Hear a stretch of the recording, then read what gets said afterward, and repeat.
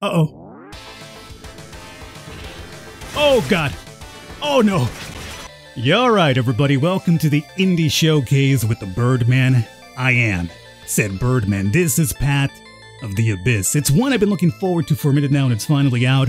Now, do keep in mind, even though it's out, it's still an early access title, so it's not complete just yet. However, I wanted to check it out because it's a complete throwback to old school dungeon crawler, first-person perspective. You build your party as you wish. The aesthetic of the game is actually really good. And it also has a bit of anime inspiration to it, Monster Girl, stuff like that, which is, you know, always a big plus in my book, to be honest with you. The legend of Wilmort's giants. He flew from the sky and brought misfortune upon many. The land was ruined and the land became barren, and an evil mist covered it with despair. The king and the 6 sages with their power ordered the 3 priestesses to slay the giant. Karazana, priestess of order. Tatana, priestess of compassion. Kirana, priestess of fertility. Oh, she better be fertile. The priestesses used themselves as a wedge to seal the giant to the land. Thus, the threat of the Titans was over. The legend was soon forgotten. Stepping into the square in Wilmort, you felt the presence of noisy people all around you. A strong warrior to look at and a suspicious-looking man wearing a deep hood. The streets are lined with people not unlike those in any country town. Perhaps they were adventurers who, like you, have heard the rumors. You see a large wooden door notice in the center of the square. Defeat the giant who disturbs the peace of Wilmort. Whoever brings back the head of the giant lurking in the depths of the mausoleum will receive the desired reward and honor. Well, let's indeed go over there. Opening the large heavy wooden, can I also mention the music is pretty damn good. Now I hope it's not one of those instances where I say the music is good and then it gets copyright claimed. And then I have to remove the music from the video in post-editing. One of our instances I've mentioned of Monster Girls, I think she might be a zombie. I mean, she's got like a fucking nail stuck through her head. Face seems to be sewn up. Now here, you is where you create your own characters I've mentioned. So right now we have humans, elves, dwarves, and the Karen. For me personally, I need somebody up front to be the dwarf. Obviously strength. I'm gonna name him Grongnir. Let me get this Kareen, because apparently they're naturally dexterous and quick with hands, so we could probably make them the archer for our squad here. So dexterity, obviously, and at this point, let me get some girlies here. You're gonna be, I don't know, Anna. Elf? Sure. And you're gonna be more likely priest and wizard. So, intelligence, you would be the wizard, right? You're gonna be, we're gonna have Anna, we're gonna have Bella, and yes, you're the perfect priestess.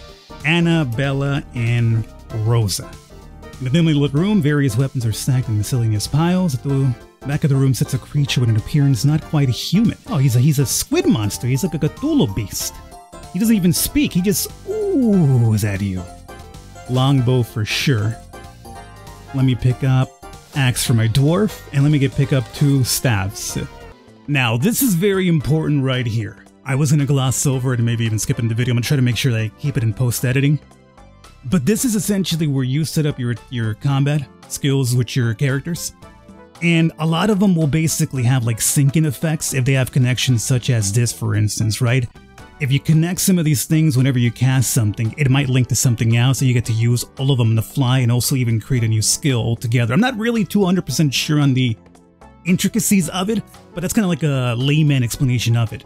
But essentially, you do want to make sure that you're equipping your skills here, and then when you're in combat, these things will have like cooldowns to them, right? And you basically just click on them, depending on how you lay them out, and use them in combat. So instead of going like, you know, turn by turn by turn, dragging combat out a bit further and longer, this game is actually really quick and fast-paced when it comes to the combat, which is actually kind of a breath of fresh air when it comes to dungeon crawlers. It's ready to go. Everybody's got their first classes. Let's go to the sewer. For now, let's go forward, and this is what I meant about the really cool art style so once you're in here. Wilmort's basement is lined with huge sewers. Somewhere along the line, this has turned into a dangerous place where giant rats and creepy mollusks nest. And everybody, if I hit pause momentarily with space, over here you'll see like their ATV bar, we'll call it essentially, right? And when they're filled up, you could set off any of these things to start attacking, but I think it's based on how much morale you have, so you can't necessarily spam your powerful skills over and over if you don't have the morale for it. So let's see. Let's go with a strong shot. And a firebolt there. You see how quickly that was? Now this is a very easy fight as the first fight of the game, right? But the combat, very fast paced. You're not be here too long. Unless you want it to be long, you can kind of pause and think about stuff, strategize, but otherwise, I really do find it to be a breath of fresh air when it comes to dungeon crawlers. And this will tell you like how much, essentially the higher that gets, the stronger enemies become, but also the better rewards you get from combat. Let's see if we could find ourselves some loot. We don't have a map for this place, so I'm just gonna wing it and see what happens. What is this? I found myself a rotting crate. Potion of Aquaba. Okay. Kind of intriguing that there was no... Would have been nice to have been like a treasure chest visible to you. I just walked into it because I like saw a black square and I was like, what's that? Speaking of what's that, what the hell is this? An any underscore uncertain underscore 16? I'm pretty sure this is like code from the game itself. Basically, uncertain enemy, maybe unknown enemy. Let's go with a strong shot, firebolt, and a basic thrust if it's already been taken care of. I think getting equipment for my characters early on helps out. Otherwise, I'm over here with like, you know, basic clubs for everybody, so nobody really has any sort of skills that really correlate with whatever you hooked them up with. Okay, back to you, huh? Wrong shot, firebolt. Try magic light. Oof. Wrecking him. Goddamn. Is there really no map? Level 1 animal. Okay. Question mark. Animal? Wrong shot, firebolt.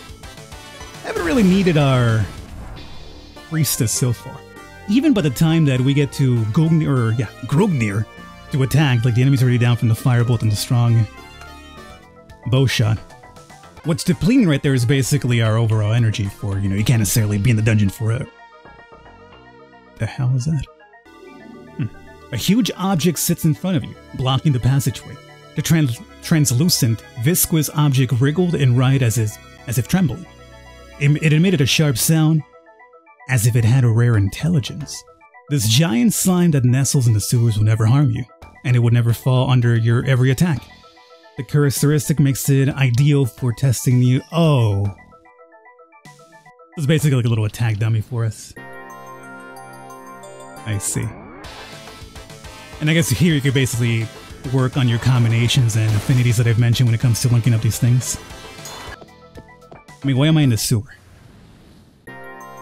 Common Red.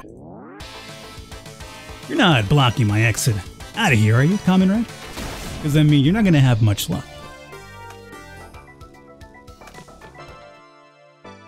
Yeah, I guess we just had to go there to familiarize ourselves, huh?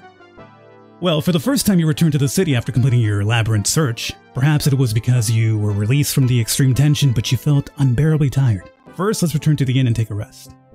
So, I'm here to rest.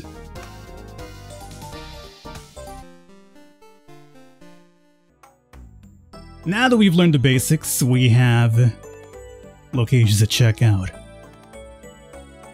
All of which are too powerful. Level 10 or higher, level 10 or higher. No, I guess we're gonna go to the Tomb of the Old Kings here.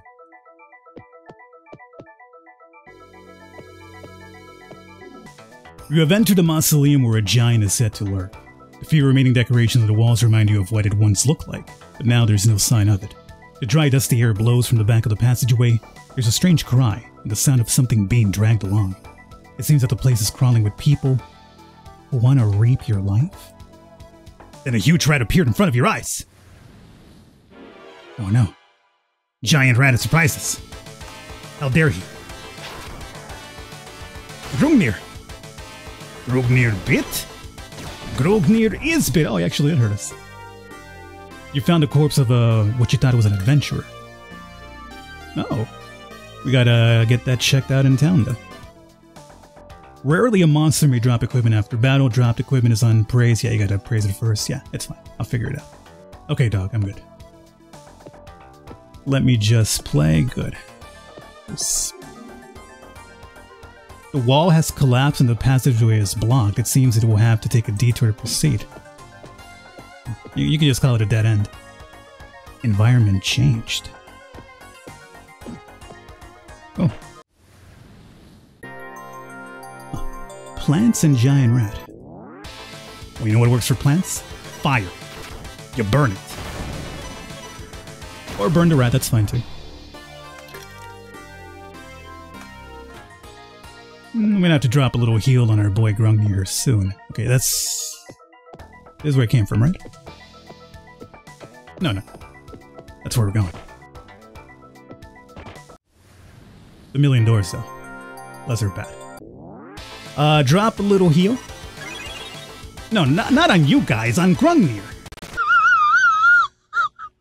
Okay, so I rearranged my skills, so I think now Patronage should be able to hit Grungnir, Anna, and Bella. So I had to remove some... I had to do a little bit of finagling around with the skills here. I also found out that Tab brings up our map.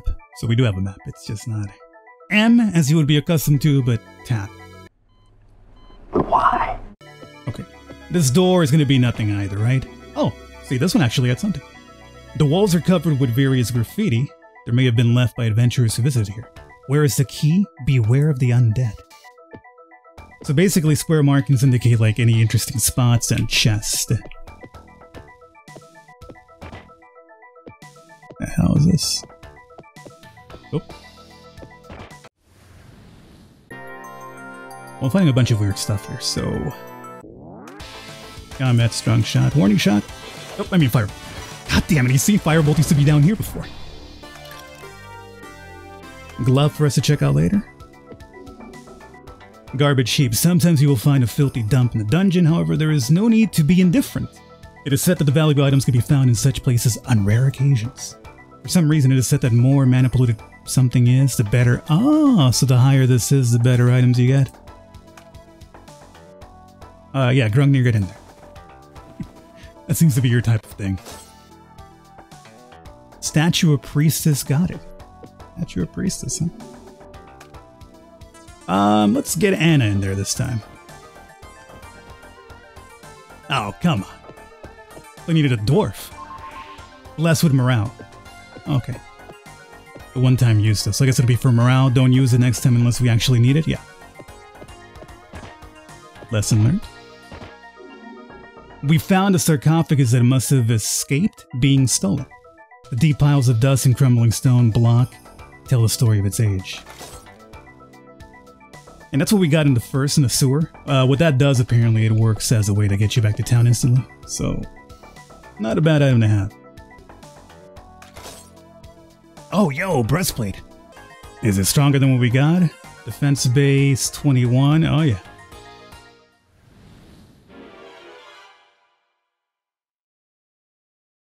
Uh-oh.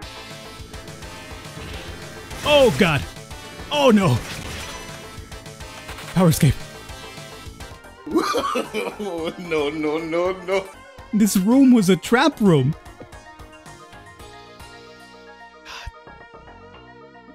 Damn it, but...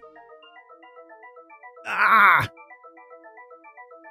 I mean, to be fair, I'm not even sure how much, further we got in this dungeon, to be honest with you. Can't imagine it's gonna take up the entire thing, is it? No, that's silly. Okay. Let's see. Oh, jeez. I gotta escape and get back to town. But before I do, I just want to... Potion of Aqua, that's good. Great helm. Okay, we got some good equipment, to be honest with you, though. And we got most of this over here searched. I gotta... Wait, hold up. OCD. Don't walk me into a boss fight. Where am I now? Okay, there it is. No! Oh, no. No more LP. I mean, my girl should be enough to take out a plant at a cave mushroom, right? Start the fight. Ground shot. Firebolt. Oh, they got two attackers right now. At least one of them's down. Warning shot. Firebolt again. Good. Ah, another one. Poison blood. Oh. That's a sarcophagus too. Oh, look at all the stuff this thing dropped. Oh, you know what it is? Yo, our loot is so high now. That's also the other thing. Okay, well, either way, we gotta dip, unfortunately, because without Grungnir, we're not gonna be here too long. Now the question is, can I run out, or you know what? No, don't risk it. I have a lot of good stuff I need to come back and appraise. So instead, use that. And I guess we just gotta rest, right? Is that what it said?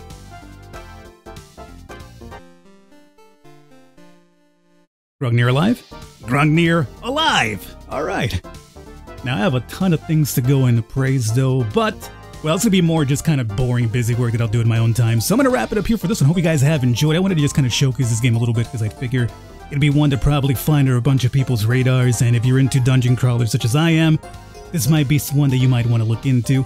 And to be honest with you, for a machine translation as it claimed, I had no problem understanding everything it was actually throwing my way, so it's a plus. Hopefully you guys enjoyed it. I'll catch you next time.